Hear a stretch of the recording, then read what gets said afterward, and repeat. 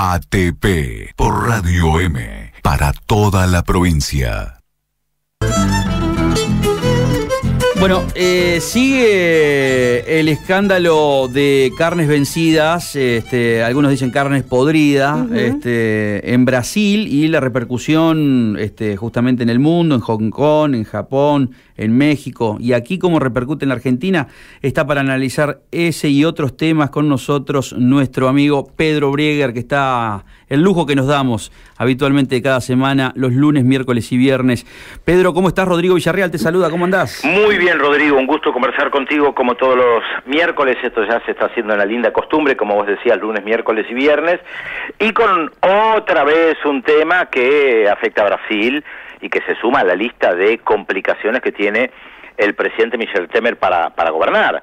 Recordemos que en este caso se trata de un escándalo dentro del Ministerio de Agricultura que afecta a uno de los principales productos de exportación de Brasil, que es la carne.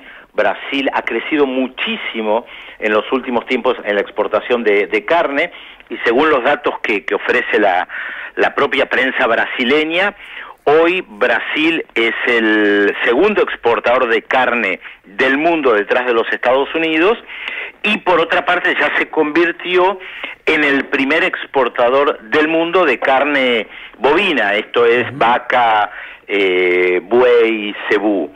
Ahora bien, esto implica relaciones comerciales con muchísimos países, que frente al hecho de que se hubiera descubierto y denunciado que parte de la carne había sido tratada con elementos químicos para tapar la putrefacción que podía estar en proceso de la carne, esto ha convulsionado no solamente a Brasil a nivel interno, por lo que significa que estén involucrados funcionarios importantes en uno de los principales productos de exportación, sino que además afecta a la relación de Brasil con otros países, con China, con la Unión Europea, con México, con Chile, que ya han tomado la decisión de no comprarle más carne. Y la carne siempre es algo muy sensible. Recordemos lo que pasó en su momento con la famosa vaca loca, la carne que se había encontrado modificada genéticamente en el Reino Unido, y esto suele provocar una tensión entre aquellos que compran la carne de un país, porque además en este caso están involucradas, según la prensa brasileña, los datos que dan, unas 30 empresas, o sea, muchísimas, claro, con nombre y apellido, además, que todavía no ha provocado la muerte de nadie, pero ahí está la cuestión de no solamente cuidarse, sino de prevenir. El presidente Temer, en un gesto hacia el exterior para tratar de mostrar que la carne estaba bien, se reunió con diplomáticos de varios países, degustaron carne brasileña. Bueno, esto es lo que haría cualquier gobierno para demostrar que la carne es buena. Lo que pasa es que no estamos hablando de cualquier gobierno, estamos hablando de un presidente que todavía no tiene un año de mandato, que llegó a la presidencia no por elecciones, sino porque destituyeron a la presidenta Dilma Rousseff, y que además está encontrando a un partido de los trabajadores que parecía destruido por los escándalos de corrupción y por su incapacidad para defender a Dilma Rousseff, que está resurgiendo detrás de la figura de Lula da Silva, que ha comenzado a recorrer el país, y que obviamente esto va mucho más allá del Partido de los Trabajadores en sí mismo. Esto es, Lula construyó algo novedoso en el Brasil, que fue definido en su momento como lulismo. Esto es una corriente política que tiene su base en el Partido de los Trabajadores, que Lula ayudó a construir, a fundar en la década del 80 en Brasil, en los sindicatos, con gran parte de la izquierda brasileña y también con muchos sacerdotes y grupos de base eclesiásticos, pero trasciende al Partido de los Trabajadores y logra formar un nuevo movimiento alrededor de su figura. Entonces, para Michel Temer, el principal enemigo hoy, y esto lo entendió Michel Temer cuando derrocó a Dilma Rousseff, muy bien, el principal enemigo es Lula, porque Lula sigue siendo la figura más popular en el Brasil y porque ahora claramente Lula se está preparando para el 2018. Hoy, para volver a la cuestión de la carne, hoy me decían que comparativamente el gobierno, el Estado Nacional, o sea, el gobierno, digamos, tanto con Néstor, con Cristina y ahora con Macri, tiene, comparativamente con el resto de los países limítrofes, con Chile, con Brasil, con Uruguay, mejores controles, mejores organismos de controles, por ejemplo el SENASA, en esta cuestión de la entrada de carne importada. O sea, es muy endeble el control en Chile, muy endeble el control en Brasil, y que, o sea, estamos hablando del gremio de la carne, es la fuente que cito en esto. Pero la cuestión de política también le hace mella al gobierno de Temer, digamos, un gobierno que realmente no tiene legitimidad absoluta, no ha construido, inclusive después de derrocar a Dilma, no ha construido legitimidad.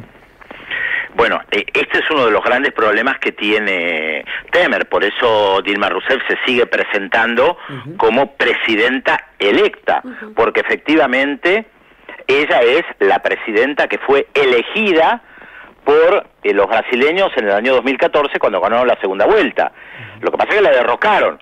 Entonces Temer, si bien formaba parte de la fórmula presidencial, logra el apoyo de partidos opositores para derrocar a Dilma Rousseff. Yo siempre digo, y lo hemos conversado en alguna que otra oportunidad, que el canciller actual de Brasil, Nunes, fue candidato a la vicepresidencia que compitió con Dilma Rousseff y perdió. Y el canciller anterior de Temer, José Serra, fue 2 veces candidato a la presidencia, perdió con Lula y perdió con Dilma Rousseff.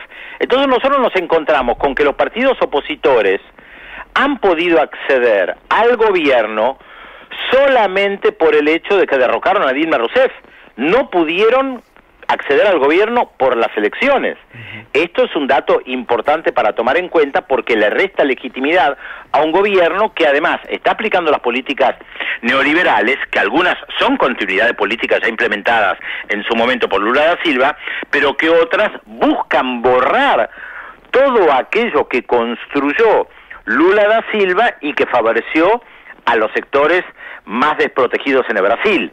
A ver, para que se entiende, para que la gente que nos está escuchando lo entienda, cuando Lula accedió al gobierno en el año 2002, yo recuerdo haber conversado con algunas personas que hacían trabajo social en Brasil, que estaban acompañando al nuevo gobierno, y que cuando yo les planteaba el tema de las reformas estructurales, me decían, mira Pedro, acá hay que darle de comer a gente 3 veces por día.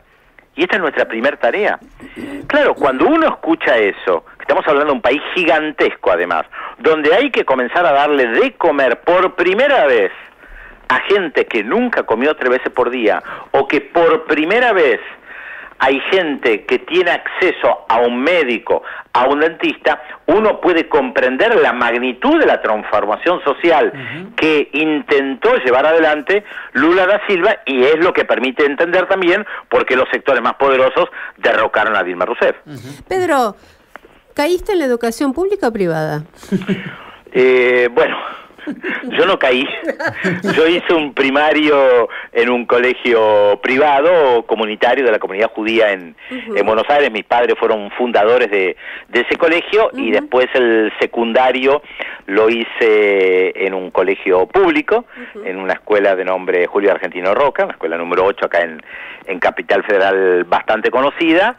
Y la universidad, yo me gradué de sociólogo en la Universidad de Buenos Aires. ¿Por qué esa pregunta rara?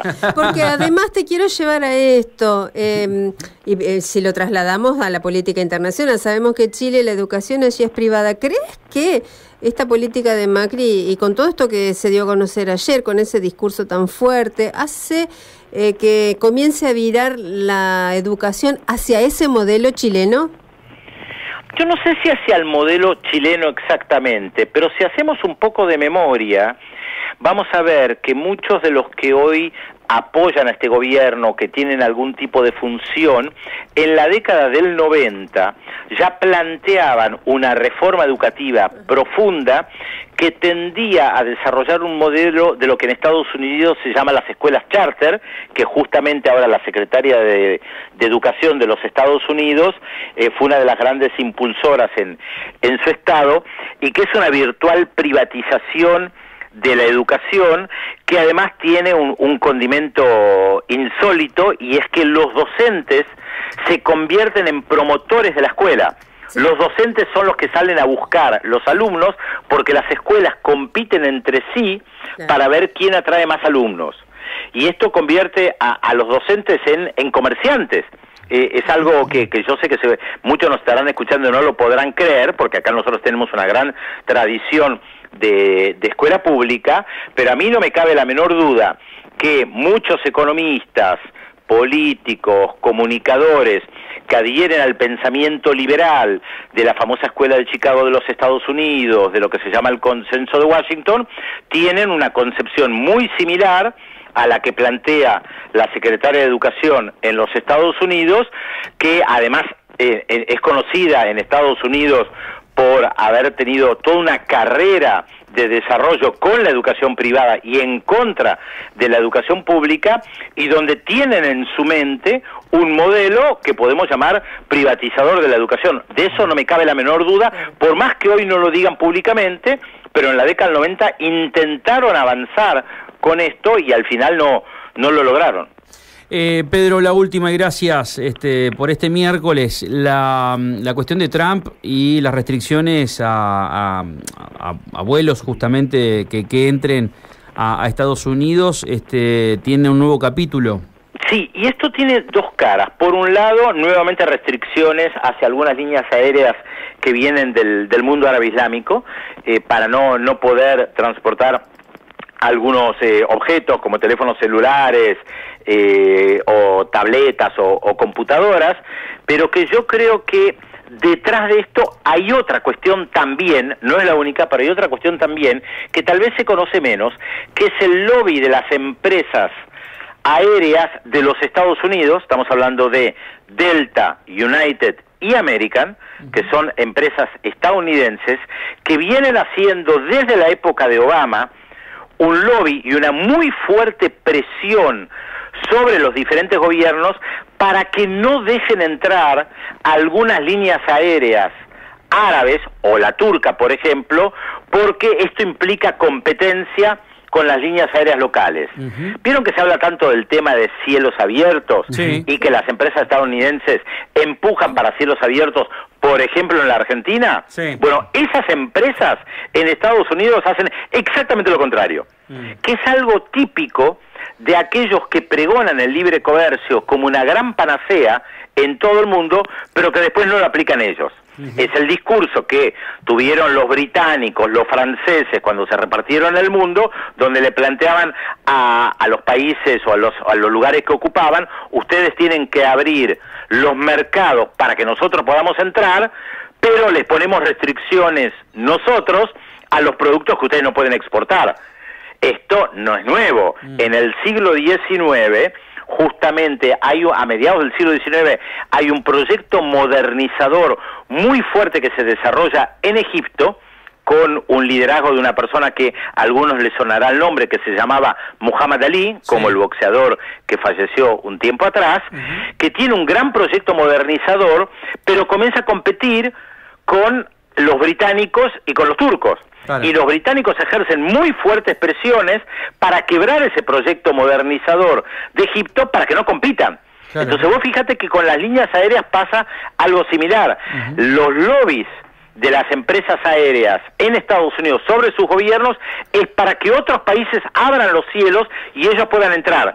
Pero a nivel interno hacen lobby en contra de la libre competencia que tanto pregonan. Claro. Tremendo, claro. Emirates, la aerolíneas de Emiratos Árabes, Sí. Que están con sede en Dubái, y la otra es la de Turkish. Sí. Exactamente, pero además esto, ojo, no es una interpretación mía, están los videos que ellos hicieron, los pueden encontrar en YouTube, son públicos, justamente para presionar a Barack Obama y a Donald Trump ahora. Tremendo. Pedro, muchas gracias. Un abrazo Pedro. enorme. Gracias a ustedes como siempre y nos hablamos el viernes. El viernes estamos, Pedro Brieger con el análisis de política internacional en ATP Radio.